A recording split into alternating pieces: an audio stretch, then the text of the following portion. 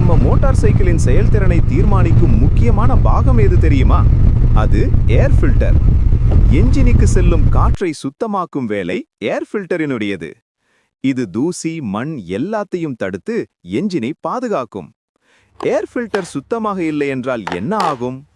Mileage குறையும், pickup சலிப்பாக இருக்கும், என்ஜினுக்கு அதிக லோடு வரும்.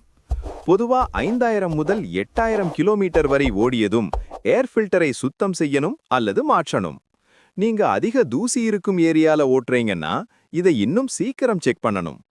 ஒரு சின்ன ஏர் ஃபில்டரின் கவனக்குறைவு பெரிய என்ஜின் ப்ராப்ளமா மாறலாம். அதனால் ஒவ்வொரு சர்வீஸ்லயும் ஏர் ஃபில்டரை செக் பண்ணுங்க. என்ஜின் ஸ்மூத்தா மைலேஜ் நல்லா இருக்கணும்னா ஏர் ஃபில்டருக்கு முக்கியத்துவம் கொடுங்க.